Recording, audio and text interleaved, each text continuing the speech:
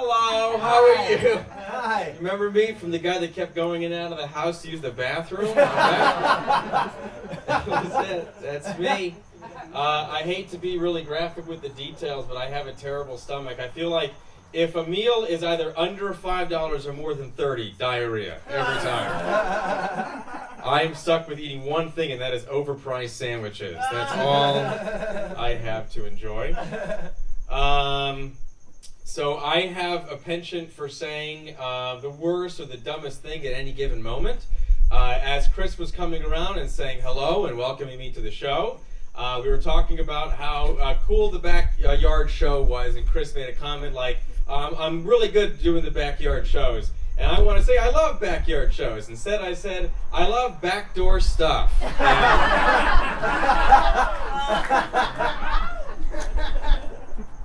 Without any, to my knowledge, Cindy, you apparently have competition. I'm super good about that.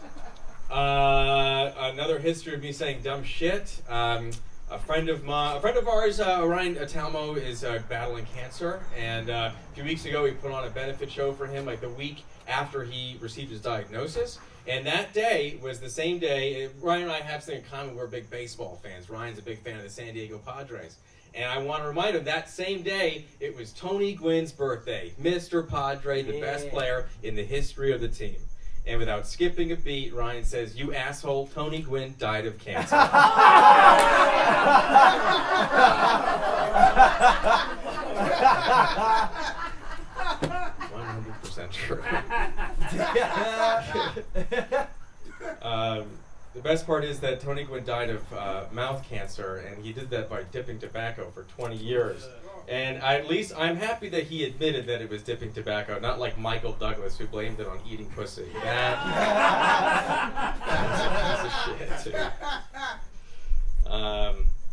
The worst thing, I think the worst thing that I ever accidentally said to somebody, it was my sister's wedding. I was just thinking about it in the corner. I know the exact date. Not because it was my sister's wedding, but because of how horrible of a thing that I actually said. I ran into a family friend. I hadn't seen him in a very long time. And he was one of my dad's best friends. My dad's been deceased for years. And I just wanted to go up to him and say, hey, thank you. It was so important to me and my family that you came out and visited my dad while he was dying. He really appreciated it. I know it meant a lot to him. I wanted to say thank you. And the gentleman told me that, well, you know, me and your dad have a very close bond. You may not know this, but we were both camp children. All right, and my dad, if you guys want to do a little bit of the math in your head, my dad was born in the mid-1940s in war-torn Europe.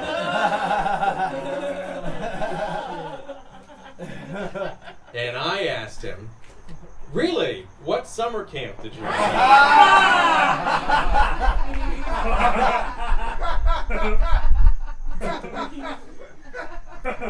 I would say I'm going to hell, but I'm Jewish. We're just going to Florida.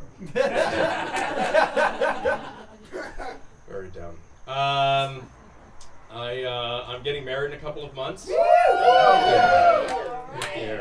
I like how everyone here has heard my act for the last 6 months, but you still will. I appreciate that. For those of you who don't know, I better not ruin this relationship because that's 5 minutes of my act in the trash. Immediately, it's gone. It's gone. I want to tell you that if either of you ever want to irreparably damage long-standing friendships or relationships or people that you've become close with in your family, just plan a wedding. Very simple. If you want to get an email from an uncle that you haven't spoken to in 10 years that just says, we're not getting an invitation, are we? Plan a wedding. Plan a wedding. It's going to get super weird. It's going to get super weird. I am impressed, however, that it took our moms about 4 days to hate each other. Those were 4 long days. 4 long days of expectations.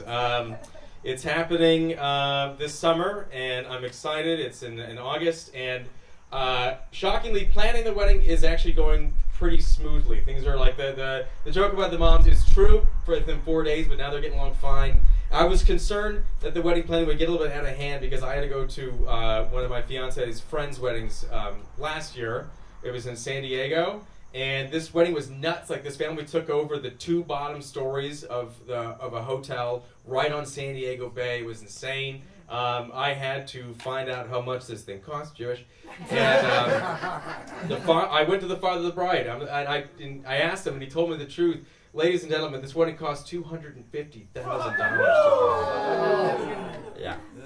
And the guy was an investment banker for a living. And this is how he chose to spend his money. Throughout his speech, during the reception, the father of the bride just kept saying over and over again, "I'm only doing this so that my daughter can be happy." Ladies and gentlemen, there is no asset on planet Earth that depreciates faster than the happiness of a Jewish woman.